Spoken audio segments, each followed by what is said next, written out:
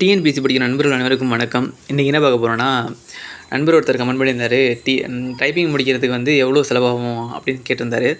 அதுக்கான வீடியோ தான் இந்த ஃபோட்டோ. பார்த்தீங்கன்னா, நான் படித்த இன்ஸ்டியூட்டில், அதாவது சீனியர் படித்த இன்ஸ்டியூட்டில் வந்து ஃபீஸ் ஸ்ட்ரக்சர் வந்து நோட்டீஸ் போர்டில் போட்டிருந்தாங்க.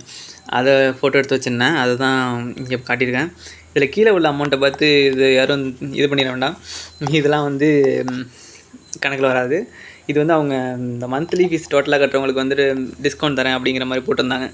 அது ஓகே. ஃபஸ்ட்டு வந்து ஜூனியரோட எக்ஸாம் ஃபீஸ் பார்த்துருவோம். ஜூனியரோட எக்ஸாம் ஃபீஸ் வந்து 1600.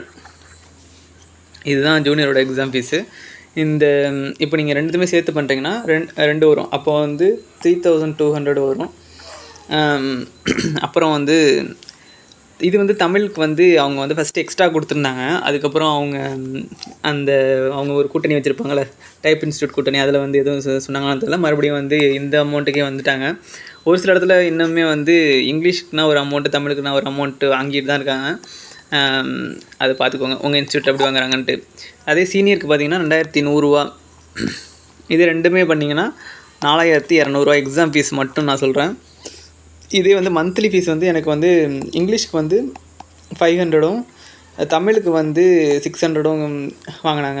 இப்போது டோட்டலாக வந்து மந்த்லி 1100. இது வந்து 3 மந்த்துக்கு மட்டும்தான். ஏன் அதுக்கப்புறம் ஃப்ரீயான்னு கேட்காதீங்க. அதுக்கப்புறம் இன்னொரு கதை இருக்குது. 1100 செலவாகும். இதே 3 மந்த்துக்கு பார்த்தீங்கன்னா 3300. 3 மந்த்துக்கு அப்புறம் அடுத்த 3 மந்த் வந்து 2 ஹவர்ஸ் அடிக்கணும் ரெண்டுத்தையுமே. அப்போது 2 ஹவர்ஸ் நீங்கள் பார்த்தீங்கன்னா 2 ஹவர்ஸுக்கான ஃபீஸ் வந்து 2100 வரும்னு நினைக்கிறேன். அப்படி தானே? ஓகே. இதுக்கு ஒரு 1000, இதுக்கு வந்து 1200, மொத்தம் 2200. இதை 3 மந்த்துக்கு போட்டோம்னா 6600 வரும். கரெக்டாக தானே கணக்கு போடுறேன்? 9900 ஃபீஸ் மட்டுமே 9900 கட்டியிருப்போம் போல். என்னது இவ்வளோ கட்டியிருக்கேன்? ஐயோ. ஓகே. 9900 ப்ளஸ் வந்து எக்ஸாம் ஃபீஸ், அது எவ்வளோ? 3200. அதாவது ஜூனியர் மட்டும் முடிக்கிறதுக்கு வந்து 9900ஓட சேர்த்து 3200 சேர்த்தோம்னா 13,100 வருது. ரைட்டு. என்னை அறியாமலே நான் இவ்வளோ ஃபீஸ் கட்டியிருக்கேனா? ஓகே. நான் ஜூனியர் படிக்கும்போது வேலைக்கு போய்ட்டு இருந்தேன், அதனால் ஒன்றும் தெரில. சீனியர் படிக்கும்போது தான் வந்து வீட்டில் வாங்கி கட்டுற மாதிரி ஆகிடுச்சு. இது 4200. அதுக்கப்புறம் வந்து இதுக்கும் அதே ரேட்டு தான். இதுக்கு இந்த 9900 கூட்டினீங்கன்னா 14,100. டோட்டலாக பார்த்தீங்கன்னா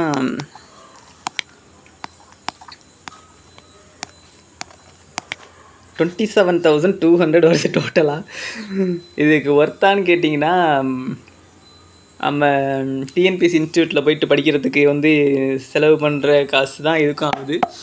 ஆனால் ஒர்த்தான்னு கேட்டிங்கன்னா, ஓகே ஒர்த்து தான். நான் ஒர்த்து இல்லைன்னு நான் சொல்ல மாட்டேன். டைப்பிங் முடிகிறது ஒரு நல்ல விஷயந்தான். இந்த ஃபீஸ் ஸ்ட்ரக்சர் பொறுத்த வரைக்கும் எல்லா இடத்துலையும் ஒரே மாதிரி இருக்காது. ஒரு சில இடத்துல வந்து 500 கூட வாங்கலாம். தமிழுக்கு 500 கூட வாங்கலாம், கம்மியாக கூட வாங்கலாம். அது நீங்கள் உங்கள் ஏரியாவை பொறுத்து, அது ரூரலா இல்லை வந்து சிட்டியா, அந்த மாதிரி பொறுத்து வந்து அது மாறும். இல்லைனா அங்கே இருக்கிற அந்த கூட்டமைப்பை பொறுத்து மாறும். அந்த லோக்கலில் அவங்க வச்சுருப்பாங்கள அதுக்கெல்லாம் பொறுத்து மாறும். இது நம்ம இவ்வளோ ஃபீஸ் கட்டி படிக்கிறோம். ஒரு நான் எதுவும் கணக்கு தப்பாக போட்டேன்னா இவ்வளோ ஃபீஸ் வருது. ஓகே. நான் ஏதாவது மிஸ்டேக் பண்ணியிருந்தா கமெண்ட்டில் சொல்லுங்கள். ஆனால் வந்து எக்ஸாம் ஃபீஸ் பார்த்தீங்கன்னா இதுதான் 1600. இங்கிலீஷ்க்கு வந்து 2100. ஓகேவா?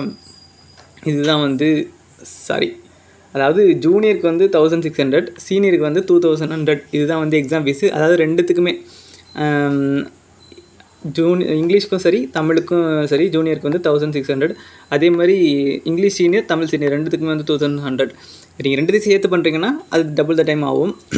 ஓகே. நீங்கள் இப்போ கரெக்டாக தான் இருக்கும்னு நினைக்கிறேன். நம்ம தமிழ் இங்கிலீஷ் ரெண்டுமே சேர்த்து தானே பண்ணோம், அதனால் கரெக்டாக இருக்கும்னு நினைக்கிறேன்.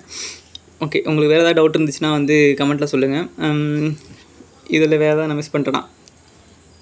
ஓகே. நான் உங்களுக்கு சொல்ல வந்தது எல்லாமே சொல்லிட்டேன். அது நீங்கள் இருக்கிற ஏரியாவை பொறுத்து ஃபீஸ் மாறும், முன்ன பின்ன இருக்கலாம். அதே மாதிரி நீங்கள் இவ்வளோ ஃபீஸ் கட்டுறீங்க, அந்த மெஷின்ஸ்லாம் கரெக்டாக இருக்கா, இல்லை அப்படி கரெக்டாக இல்லை அடிக்கும்போது பிரச்சனை வருதுன்னா அவங்கள்ட்ட சொல்லுங்கள், இந்த மாதிரி பிரச்சனை வருது, இந்த மாதிரிலாம் எனக்கு ப்ராப்ளம்ஸ் வருது அடிக்கும்போது அப்படிங்கிறதெல்லாம் அவங்கள்ட்ட தெளிவாக சொல்லி நீங்கள் பாருங்கள்.